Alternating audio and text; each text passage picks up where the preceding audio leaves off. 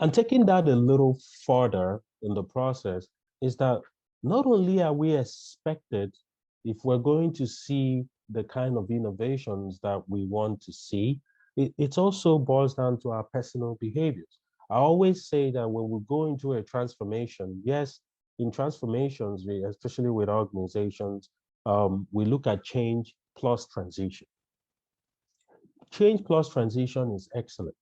But when you look at the transition, who are those that need to make the transition? It's people. And if people don't tend to have, people tend to have a fixed mindset versus a growth mindset, that's going to inhibit the overall transformation that leads to those innovative things that we see happening in the context of the organization. So it becomes more of us as individuals positioning ourselves or positioning in being positioned in the right place where we have a growth mindset versus a fixed mindset.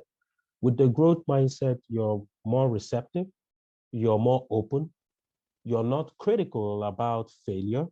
The culture promotes an environment where people are able to come in, try things that are out of the box, think out of the box, and try new things, new ideas.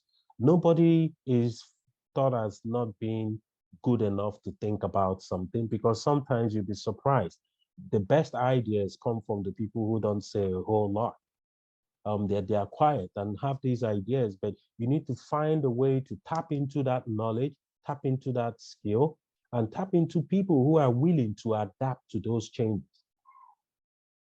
And that's how you start seeing people grow and get more creative and get more innovative. But if we're fixed in our mindset, we feel like we know it all. We feel like there's no need for us to change. After all, we have a process that works. Why should I even change it? So if we're stuck in that mindset, it totally inhibits innovation because you don't see any reason to learn, you don't see any reason to apply. And because you don't see any reason to learn and apply, that means you don't see any reason to explore. That prevents us from getting innovative. So I think as we look at the broader context and prospect of the broader context rather of transformation, I think there's a key element of it, which is the individual, because it's at the individual level that we need to make those transitions. Yes, the organization makes the change in the processes or the framework or the approach or those principles that we want to stand by. But at the same time, that transitioning aspect of it, it's an individual thing. And if we don't have a growth mindset, it tends to be a challenge for us to make those short transitions. And that's where innovation starts getting inhibited over the course of time.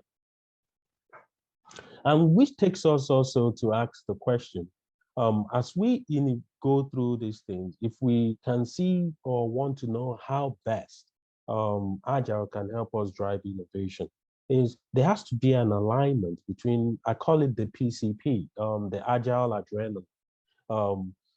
It's people first in everything we do. Because if we were in an era these days where everything we do has to be human, people focused. Even if you look at the 12 Agile principles, if you look at them very closely, the first 6 principles are very customer centric and the other 6 principles are very team centric. It's all around people.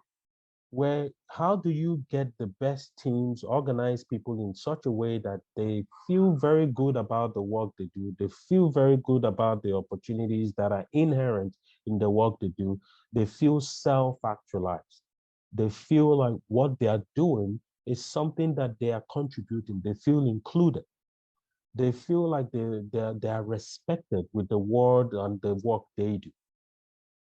And you can only achieve that if you have a set culture, a culture that is welcoming of minds and people who are innovative, a culture that is respectful of its people, a culture that invests in its people, a culture that gives the opportunity for people to learn, fail, but at the same time, not see it as a downfall or a challenge, or rather not a challenge, but not see it as something that prevents the organization from moving forward, but something that it creates an opportunity of learning. And through that learning, the company can get twice as better as they were before. And that's how you now start seeing people organize around the processes, create better processes that help them do the work they do. But if the people and the culture and the processes don't align, then it becomes hard for us to really drive innovation within that context. And that becomes something that we constantly battle with. And you see in most organizations today, um, the culture may have adopted Agile, the teams would have adapted to the Agile process, but the individuals within the context of the team still fail continuously to accept the adopted standards or by the organization, which makes it very difficult because maybe they don't have an open culture. They don't have a culture that says, let me make sure we're really disseminating the information correctly to the people who are receiving it and understanding the why we need to change and how the change impacts them and how that change could make them be better at what they do. So in a nutshell, driving innovation through Agile requires an alignment within these three very crucial components I called, where we look at people, we look at the culture, and we look at the processes in place. That way, we not only are we looking at the people, we have the right environment that fosters growth, and we have the right technology, we have the right processes, we have the right engagement that is driving it to the next level.